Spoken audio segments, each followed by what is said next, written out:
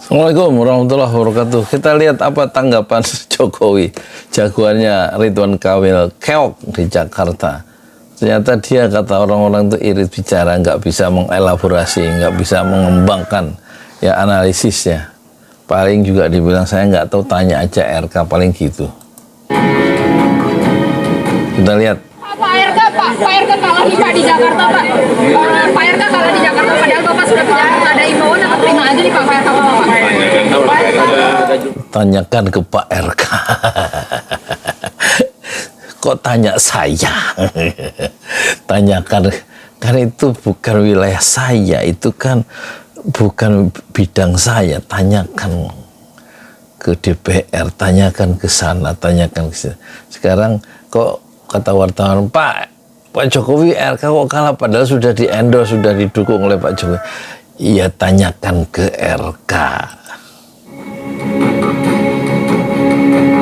Udah cuman gitu doang coba. Apa kita nggak tambah pening ya? Padahal kan dia bisa ngomong luas apa kek, ngomong apa kek. Saya aja jadi YouTuber ngomong ini, ngomong itu, nggak apa-apa loh. Menganalisis keadaan. Ya paling nggak untuk berita supaya lebih banyak. Kalau gitu kan kita jadi, demokrasi kita itu nggak berkembang karena nggak Pak Jokowi sebagai orang yang pernah memimpin negara itu 2 periode nggak melakukan semacam public educator ya, pendidikan publik ya. Harusnya dengan pengalaman dalam pemerintah dan juga dalam permainan politik kan dia lebih banyak mengembangkan narasi-narasi seperti Anies Baswedan sehingga kita itu tercerahkan. Mestinya begitu, jangan terus asal ditanya, kok tanya saya, tanyakan ke Pak RK, ya jangan begitu, kenapa? Ya kan? Ya harusnya kan pemimpin lebih tinggi dari masyarakat yang dipimpinnya gitu, supaya masyarakat itu tidak jatuh, tidak turun ke bawah tapi naik ke atas karena dibimbing oleh percik-percik edukasi atau narasi-narasi yang bernas dari pemimpin-pemimpinnya. Jangan terus semua nanti kalau pemimpin bilang, kok tanya saya, tanya yang bersangkutan lah, kan yang ditanya itu dia.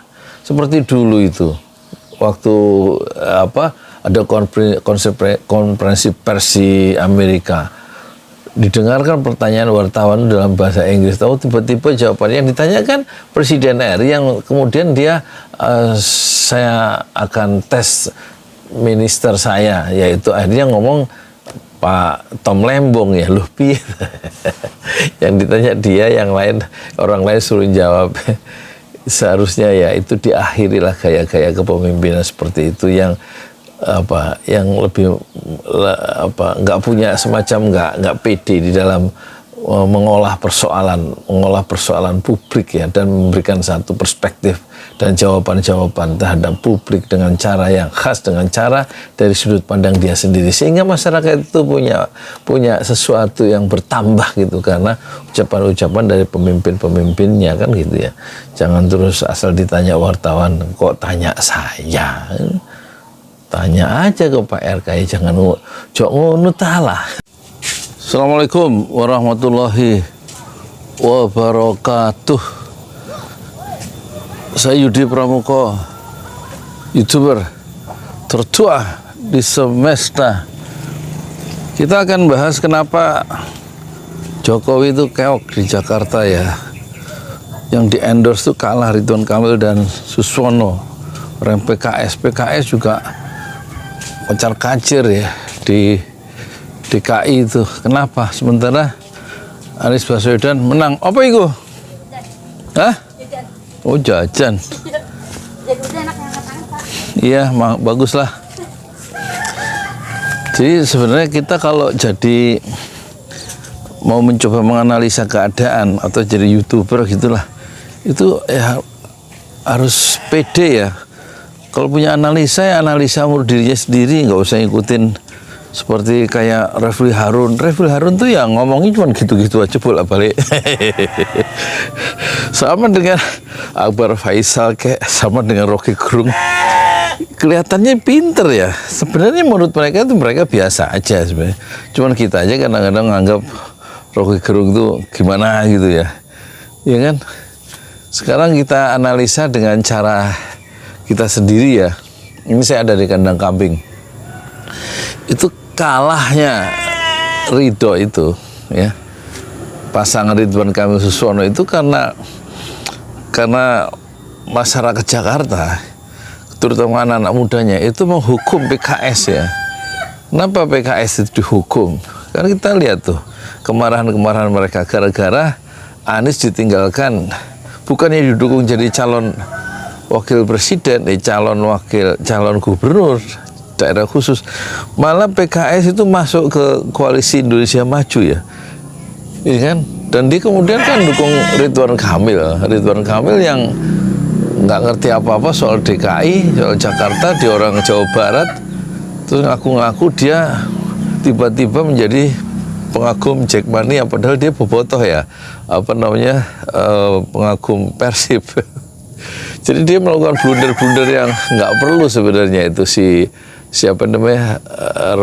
Ridwan Kamil. Tapi kita ke PKS dulu ya, kekalahan ya, termasuk endorsement dari Jokowi yang sudah kehilangan kekuasaan itu dia merasa masih gagah, masih bisa mendorong orang dan mempengaruhi orang supaya milih karena Jokowi itu bilang di videonya itu untuk Ridwan Kamil yang kita pentingkan, yang penting Ridwan Kamil itu ada rekam jejaknya.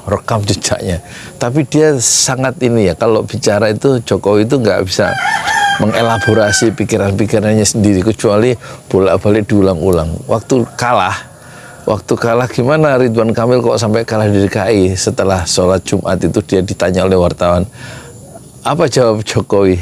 Ya tanyakan ke Ridwan Kamil.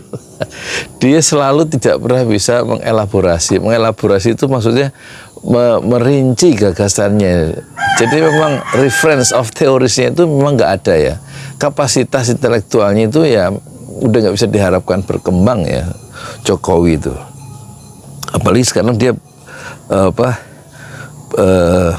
kehilangan kekuasaannya setelah tanggal 20 Oktober kemarin, dan dia kemudian merasa masih punya power ya, sehingga dia cukup rendah hati untuk menjadi orang yang dititipi ya, semacam jasa penitipan untuk ini. Saya nitipkan ini untuk daerah ini, kan ada videonya itu, nitipkan beberapa calon kepala daerah dititipkan Jokowi supaya bisa menang gitu maksudnya kan. Dan orang-orang kepala daerah yang kemudian foto bolak-balik keluar masuk frame kamera yang bolak-balik itu dari berbagai tempat itu kok ya mau. Jokowi yang sekarang itu udah bukan Jokowi presiden yang bisa mengerahkan punya perangkat seluruh aparat sampai ke desa. Sekarang sudah hilang, kekuasaannya itu diambil oleh Prabowo. Nah dalam konteks DKI begitu PD-nya Ridwan Kamil setelah didatangi Jokowi, dia lupa bahwa Jokowi sudah berubah ya. Bukan berubah, sudah berpindah, kekuasaannya sudah nggak ada. Jadi kemudian itu pertama. Yang kedua, faktor variabel yang kedua, masyarakat Jakarta itu menghukum ya PKS ya. Jadi PKS meskipun merasa dia sebagai partai kader dan punya mesin atau semacam punya proses kaderisasi itu yang lebih baik dari partai-partai lain, tetapi hukuman sosial itu mungkin di luar perkiraan elit-elit partai PKS sendiri yang sudah sekarang sangat pragmatis. Tahu-tahu dia menyeberang ke Kim. Seharusnya dia mendukung, sebagaimana Pilpres mendukung Anies Baswedan untuk jadi calon gubernur daerah khusus Jakarta. Apalagi Anies Baswedan sebelumnya kan jadi gubernur. Jadi rekam jejaknya itu di DKI sangat kuat dibanding Ridwan Kamil yang rekam jejaknya di kawasan di wilayah Jawa Barat ya. Jadi rekam jejak Ridwan Kamil itu di luar konteks, tapi kalau rekam jejak Anies Baswedan itu memang sudah sangat kontekstual di wilayah DKI karena dia memang 5 tahun dari 2017 sampai 2022 bulan Oktober dia adalah gubernur DKI, dan itu tidak dimanfaatkan key selling point itu, titik daya jual dari Anies Baswedan itu oleh PKS. Malah PKS semacam melakukan pengkhianatan politik ya. Dia menyeberang ke Prabowo.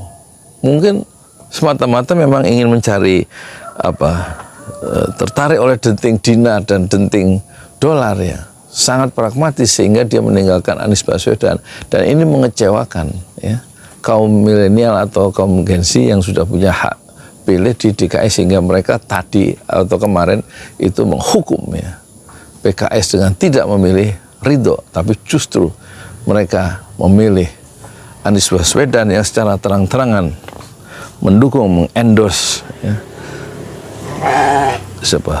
sidul anak sekolahan itu.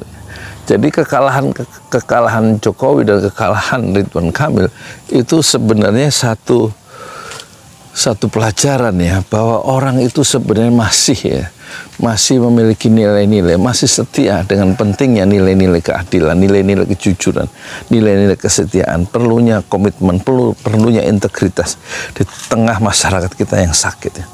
Pilihan-pilihan yang sifatnya pragmatis itu tidak selalu menarik di kalangan anak muda. Meskipun partisipasi pemilihan pilkada di DKI itu turun, tetapi tetap ya, meskipun tingkat partisipasinya menurun, orang masih merindukan hadirnya nilai-nilai yang ada dalam sosok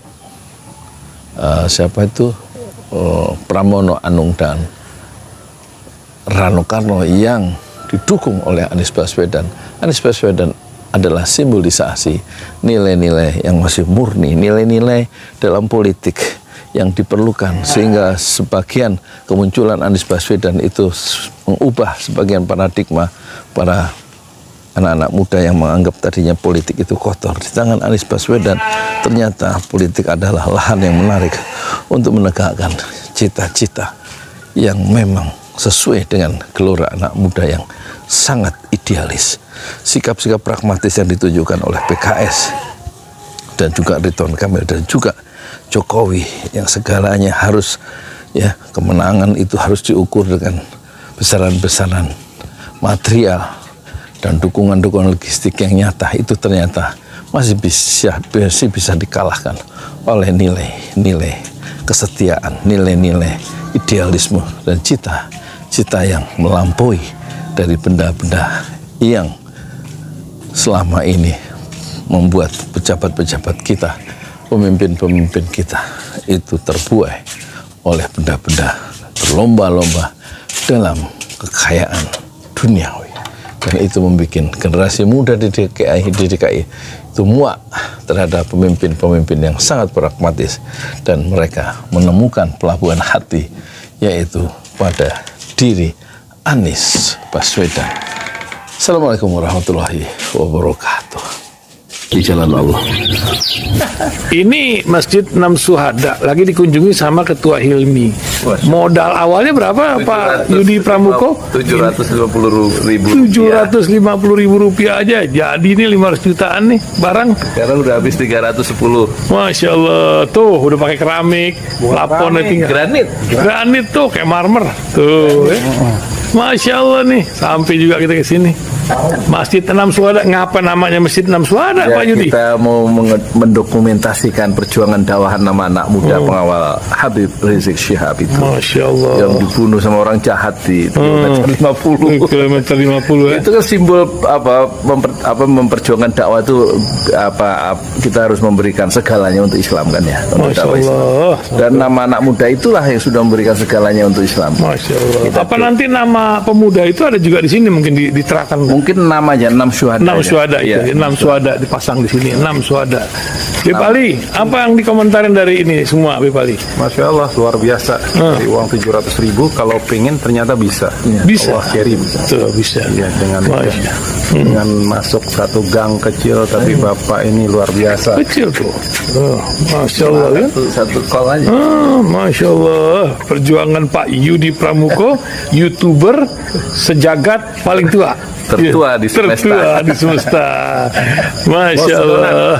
Tukang donat. Tukang donat. Tukang donat dari Paru. Ini saya laporkan dari lapangan ini, langsung dari Masjid Anam Syuhada. Masya Allah. Dan ini dia. Dalam lihat ah. Tuh lihat tuh masjidnya, tuh imamnya di situ tuh. Malam-malam lagi kita. Masya Allah, masih kurang nih.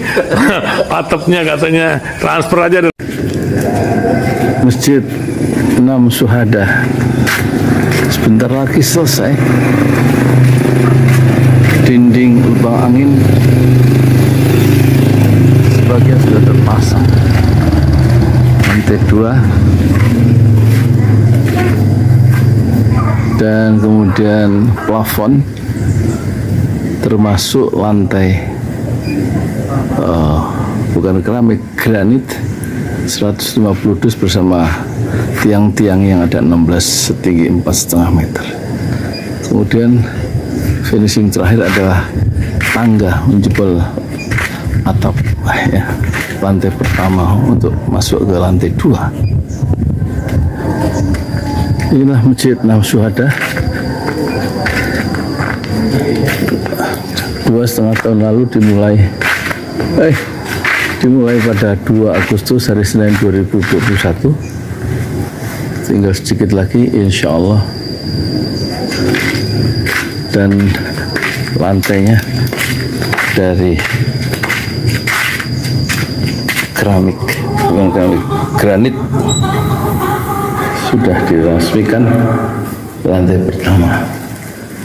Nanti lantai kedua lewat sini tangganya jebol untuk masuk ke lantai 2. Inilah Masjid Anam Syuhada yang sangat megah karena dari bahan-bahan pilihan, kualitas nomor 1.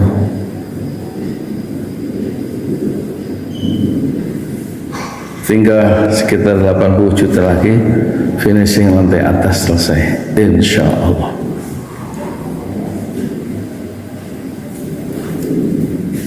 Ya, inilah Masjid Anam Syuhada yang sangat bersejarah ya dalam sejarah dakwah Indonesia modern, insya Allah, karena ini dibangun dalam konteks kezaliman rejim penguasa yang sudah membunuh 6 santri dari front Laskar Front Pembela Islam, dan kita abadikan pengorbanan dan perjuangan dakwah mereka sehingga kita sebut namanya Masjid Anam Syuhada. Mereka mengawal perjalanan dakwah gurunya Habib Rizik Syihab, dan mereka dicegat oleh orang-orang jahat di kilometer 50. Saya Yudi Pramuko, tukang donat dari Parung Juber, tertua di semesta fasbir sabrun jamila, bersabarlah dengan kesabaran yang indah. Assalamualaikum warahmatullahi wabarakatuh.